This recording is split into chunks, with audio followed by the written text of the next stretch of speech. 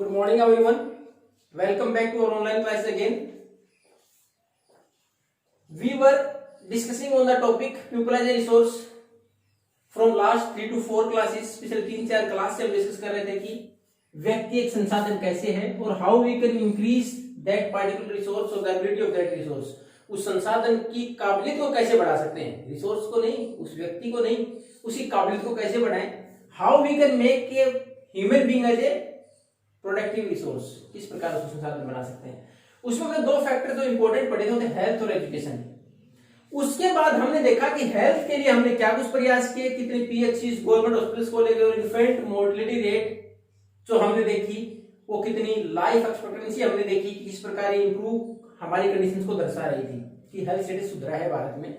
दूसरा हमने एजुकेशन में देखा था कि हमारे कितने सारे प्राइमरी स्कूल्स खोल दिए गए, near about 8 lakh in India. उसके बाद कितनी यूनिवर्सिटीज नई ओपन कर दी गई, कितने टीचर्स नए रिक्रूटमेंट किए गए, उसके ब्रिज कोर्सेज स्टार्ट किए गए, mid day meal scheme start की गई.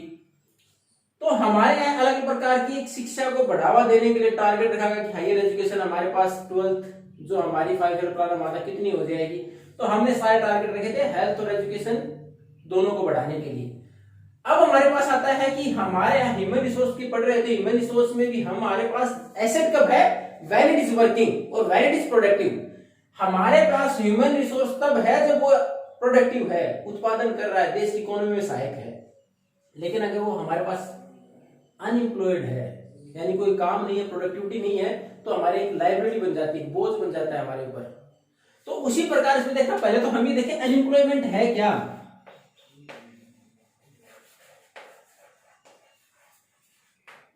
अनएम्प्लॉयमेंट है क्या. अब देखो छोटा सा एग्जांपल हमने शुरुआत जहां से की थी. शकल की जो माताजी है शीला, वो घर का काम करती है, बच्चों की देखभाल करती है. उसके बाद जो छोटे भाई बहन है शकल के, सीतू और जीतू, वो सारा दिन खेलते हैं या फिर घूमते रहते हैं. तो क्या हम उनको अनएम्प्लॉयड बोल दें, क्या वो बेरोजगार है? नहीं. क्यों नहीं है, देखो आगे कंडीशन पढ़ेंगे. इसके लिए हमें पहले पता होना चाहिए अनएम्प्लॉयमेंट की डेफिनेशन क्या है, यानी बेरोजगार किसको बोलेंगे, उसकी परिभाषा क्या है, अनएम्प्लॉयमेंट की डेफिनेशन क्या होगी. अब अनएम्प्लॉयमेंट देखो आपकी बुक में जो है कि unemployment is said to exist, कि हमारे अनएम्प्लॉयमेंट बेरोजगारी कब मानेंगे, when someone is ready to work on the going wages and didn't find a job. अगर कोई व्यक्ति जो हमारे निर्धारित वेजेस हैं कि एक मजदूर को मान लो दिन में 300 रुपए मिलते हैं और एक व्यक्ति काम करना चाहता है 300 रुपए में और उसको काम नहीं मिले, तो क्या है, वो अनएम्प्लॉयड है, वो बेरोजगार है. यानी जो वेजेस दी जाती हैं प्रत्येक व्यक्ति को, यानी जो सामान्य है हमारे यहाँ देने में, यानी गवर्नमेंट डिसाइड किया कि मिनिमम वेजेस कितनी होगी, उसके ऊपर कोई व्यक्ति काम करना चाहता है, उसको काम नहीं मिले तो कौन है, अनएम्प्लॉयड, बेरोजगार है वो. लेकिन हमारे यहाँ मिनिमम वेजेस है 300 रुपए, यानी एक व्यक्ति को 300 रुपए मिलने चाहिए उसके काम के बदले में. और कोई व्यक्ति काम करने से मना कर दे कि नहीं मैं तो 500 रुपए लूंगा, तो अनएम्प्लॉयड नहीं है, वो बेरोजगार नहीं है, सब लोग इच्छुक नहीं है काम करने का. तो अनएम्प्लॉयड कौन है, जिसको 300 रुपए की वेजेस है और 300 रुपए में काम करना चाहता है, काम नहीं मिले तो अनएम्प्लॉयड है. लेकिन तो 300 रुपए 1000 मांग ले कल को, तो बेरोजगार नहीं, इसका मतलब वो उसकी रिक्वायरमेंट फुलफिल हो रही है, वो करना नहीं चाहता काम. अनएम्प्लॉयड वो है जो कि गोइंग वेजेस के ऊपर काम करना चाहता है, जो भी मजदूरी निर्धारित है किसी भी काम के लिए, टीचर को कितनी सैलरी मिलनी चाहिए, एक डॉक्टर की कितनी, अगर गवर्नमेंट एम्प्लॉय उसके अनुसार कितना पेमेंट मिलना चाहिए, आईएएस को कितना मिलना चाहिए, जो डिसाइड किया गया सरकार, मजदूर को कितनी मजदूरी मिली जितनी में, उसके अनुसार अगर उसको काम मिल जाता है उतने पैसे में, तो बेरोजगार नहीं है वो. लेकिन उसे ज्यादा की मांग करे और वो डिजर्व नहीं करता हो, तो बेरोजगार तो तब भी नहीं है. बेरोजगार तब है जब वो जितना डिसाइड किया गया है उतने में अगर काम मिल जाता है, नहीं मिलता है उतने पैसे में काम होता है, वो बेरोजगार है. तो अनएम्प्लॉयमेंट की डेफिनेशन क्या है, अनएम्प्लॉयमेंट की डेफिनेशन ये है, if someone is ready to work on the going wages और डिसाइडेड वेजेस और the finite wages and didn't find the job. कोई भी व्यक्ति उस मजदूरी के अंदर उस पैसे में काम करना चाहता हो तो डिसाइड किया गया सरकार के द्वारा, मिनिमम डिसाइड कर दिया गया कि एक व्यक्ति को इतना पैसा मिलना चाहिए, उतना पैसा मिलता है और काम मिल जाता है, तो बेरोजगार नहीं है. बेरोजगार कब है, अगर गवर्नमेंट ने मान लो मिनिमम सैलरी डिसाइड कर दी, कोई भी एम्प्लॉय होगा चाहे 4th क्लास की डी ग्रुप का, उसको 18,000 कम से कम मिलनी चाहिए. अगर कोई व्यक्ति काम तो करना चाहता है 4th डी ग्रेड, लेकिन उसको सैलरी इतनी सैलरी में भी काम नहीं मिलता 18, तो बेरोजगार है. यानी जो गोइंग वेजेस में काम नहीं मिले तब बेरोजगार है. अब हम बोल सकते हैं क्या शीला बेरोजगार है? वो बेरोजगार नहीं है। क्यों नहीं है?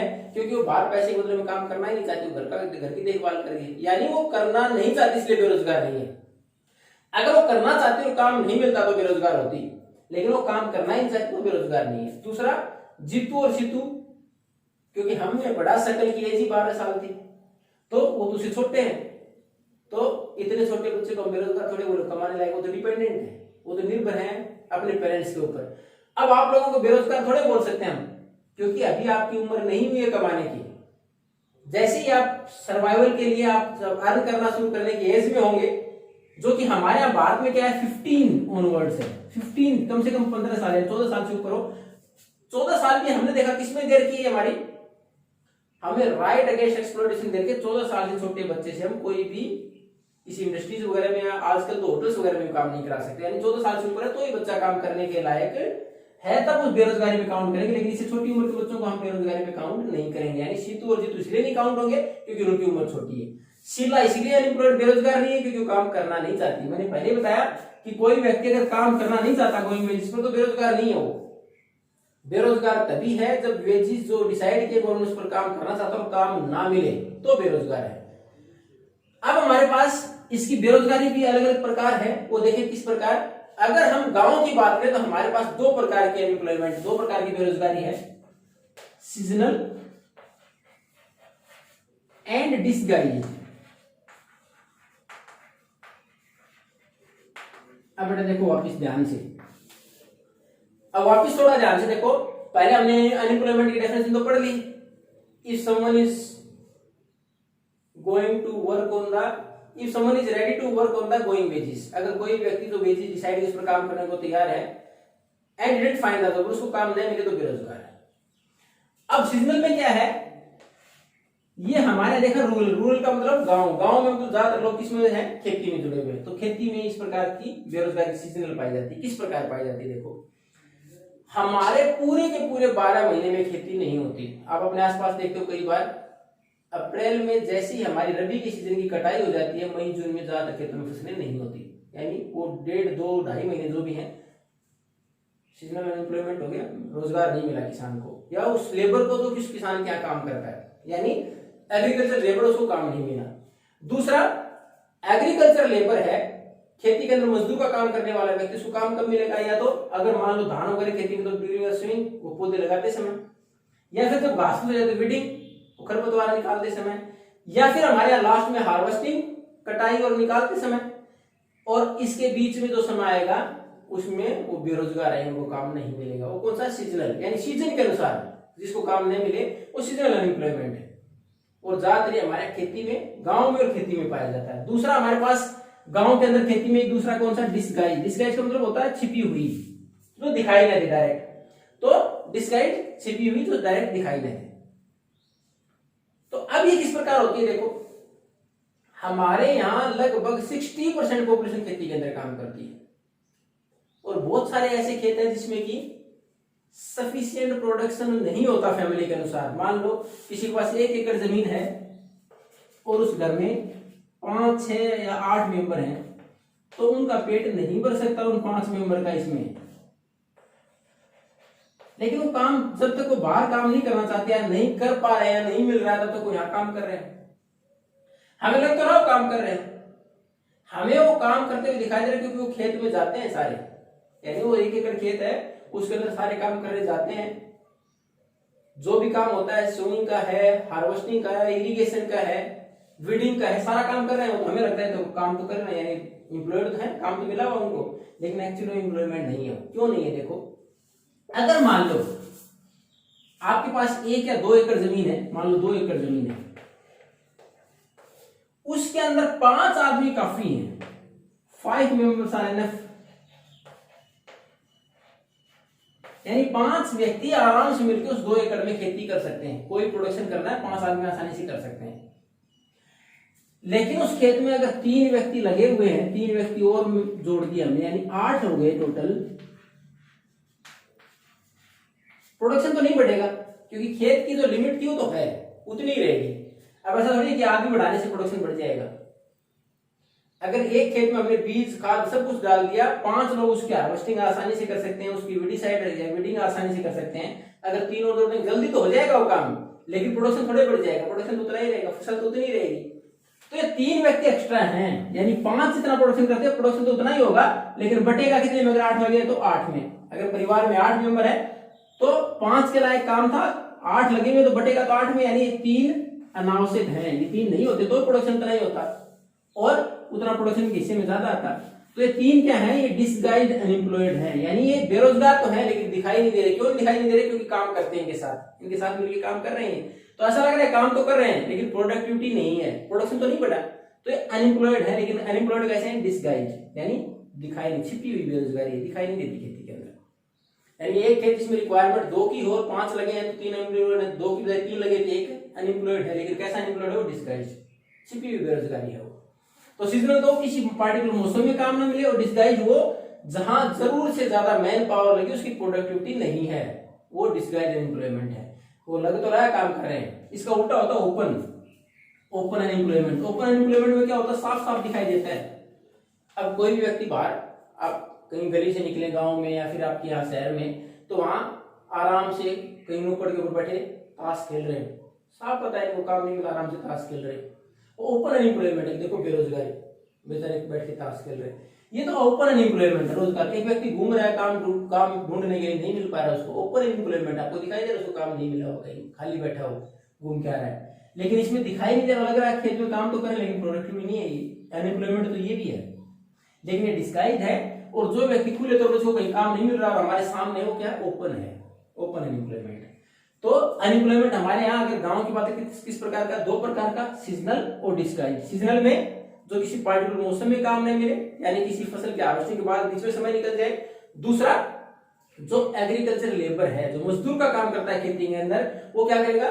पार्टिकुलर किसी सीजन में ही काम मिलेगा उसको, जैसे सोइंग के दौरान या वीडिंग के दौरान या फिर हार्वेस्टिंग के दौरान, बाकी समय में वो खाली रहेगा, तो सीजनल है। डिस्गाइज जहां जरूर से ज्यादा लोग काम करते हो, 3 की जगह 5 काम कर रहे हैं, तो 2 डिस्गाइज अनएम्प्लॉयमेंट का पार्ट है। उसके बाद हमारे पास दूसरा आता है अनएम्प्लॉयमेंट शहर के लिए। हमने डेफिनेशन देख ली अनएम्प्लॉयमेंट की, उसके बाद गांव में देखा 2 प्रकार का है। उसके बाद अगर शहर की बात है, शहर में ज्यादातर एजुकेटेड अनएम्प्लॉयमेंट है। एजुकेटेड अनएम्प्लॉयमेंट का मतलब लोग पढ़े लिखे हैं लेकिन रोजगार नहीं मिल रहा उनको। आप शहरों में जाएं तो वहां आप देखेंगे कि हमारे यहाँ बहुत सारे लोग ऐसे हैं, मैट्रिकुलेशन जिन्होंने 10th की परीक्षा पास करी, सीनियर सेकेंडरी पास कर रखी है, उसके बाद बैचलर डिग्री पास कर रखी है, मास्टर डिग्री कर रखी है, लेकिन they are not finding any job, लेकिन उनको कोई जॉब नहीं मिल पा रहा है, तो वो बेरोजगारी है। अब इसमें भी हमारे यहाँ अलग अलग स्थितियां हैं। पैराडॉक्सिकल वर्ड इस्तेमाल हुआ, आपकी बुक अगर रेफर करें उसमें पैराडॉक्सिकल होता है विरोधाभासी। देखो उसमें एक तरफ तो हमारे यहाँ इतने सारे लोग पढ़े लिखे, रोजगार नहीं मिल रहा, और कुछ एक हमारे यहाँ जॉब ऐसे हैं जिसके अंदर टेक्निकल स्किल चाहिए, यानी technologically we must be sound to increase the production बढ़ाने के टेक्नोलॉजिकल साइड जो है इतनी स्किल चाहिए, but we do not have, लेकिन हमारे पास वो लोग नहीं है। उसमें डेप्थ दे रखा है, बहुत ज्यादा कमी है। तो उसमें दे रखा है कि एक हमारे इसमें भी स्थिति अलग अलग है। एक तरफ तो हमारे बहुत सारे बेरोजगार हैं, और दूसरी तरफ ऐसे भी हमारे पास रोजगार है जिसके अंदर हमें स्किल की जरूरत होती है, वो ऐसी स्किल हमारे प्रोडक्शन के लिए, इकोनॉमी को आगे बढ़ाने के लिए नहीं है। यानी we have to diversify our skills, तो हमें अपनी स्किल्स को डाइवर्सिफाई करना होगा। उसके बाद हमें जब भी हमारे यहाँ जो नई मैन पावर आती है उसको गाइड करना होगा किस फील्ड में कितने ज्यादा रोजगार है और किस फील्ड में जाए तो ज्यादा अच्छा रहेगा। हालांकि अगर हमारी अब नई जो शिक्षा नीति है, मैंने पिछली क्लास में भी डिस्कस किया था, जब हमारे यहाँ एजुकेशन की बात चल रही थी कि हमारी गवर्नमेंट अब 6% के आसपास चाहती है कि बजट शिक्षा पर खर्च हो, उसमें आपने 6th क्लास के बाद पहली बार हमारे कॉन्सेप्ट और लेके आ रही है सरकार की vocational education will be provided after 6th। इसमें दे रखा है वोकेशनल व्यावसायिक शिक्षा, यानी 6th क्लास के बाद कोई ना कोई बच्चे को काम भी सिखाएंगे जिससे कि वो कल को अनएम्प्लॉयड बेरोजगार न रहे, यानी अपना खुद का काम कर पाए कोई ना कोई। तो ये हमारे यहाँ क्या है, इससे हमारे यहाँ एम्प्लॉयमेंट जनरेट करने में, सेल्फ एम्प्लॉयमेंट, खुद का रोजगार लगाने में बच्चों को मदद मिलेगी। तो ये हमारे पास एजुकेशन है। उसमें जो दिक्कत आ रही है कि हमारे यहाँ मास्टर डिग्री कर ली, क्योंकि ज्यादा हम मान लें किसी पार्टिकुलर सब्जेक्ट से करें तो उसमें स्कोप तो लिमिटेड होते हैं और उसमें बहुत सारे लोग मिल जाएं तो पॉसिबल नहीं है सबको रोजगार देने, लेकिन हाथ का काम करना सिखाएंगे तो व्यक्ति कहीं भी अपना सेल्फ एम्प्लॉयमेंट करके और काम करके कमा के खा सकता है। तो इसलिए हमें डाइवर्सिफाई करना होगा, स्किल जो हमारे पास वो डेवलप करनी होगी, और अलग अलग जो भी बच्चों को काउंसलिंग करनी होगी after certain period of time कि उसको किस साइड में किस फील्ड में जाना चाहिए जिससे कि आसानी से रोजगार मिल जाए। तो ये हमारे पास अनएम्प्लॉयमेंट पढ़ा, बेरोजगारी की डेफिनेशन, उसके बाद हमने रूरल में पढ़ी सीजनल और डिस्गाइज, और शहर के अंदर हमारे यहाँ एजुकेटेड अनएम्प्लॉयमेंट। उसमें भी हमने देखा दो प्रकार की स्थितियां हैं, एक तरफ हमारे पास बहुत सारे लोग मास्टर डिग्री किए में रोजगार नहीं मिलता है यानी बहुत सारे लोग हैं, दूसरी तरफ कुछ एरियाज ऐसे भी हैं जहाँ टेक्निकल स्किल की जरूरत है लेकिन वो नहीं है, यानी वहां हमारे पास मैन पावर सफिशिएंट नहीं है। अब नेक्स्ट क्लास में हम क्या करेंगे, नेक्स्ट क्लास में हम देखेंगे ये जो स्थिति है अनएम्प्लॉयमेंट की, how it is affecting any individual और फैमिली और द इकोनॉमी, हमारे देश की अर्थव्यवस्था को, किसी परिवार को या उस व्यक्ति विशेष को किस प्रकार प्रभावित करता है अनएम्प्लॉयमेंट, और हमारी मैन पावर का लॉस कैसे है, किस प्रकार रिसोर्स हमारे लिए लायबिलिटी बन जाता है। तो if you have any doubt then you can ask. Thank you and have a nice day.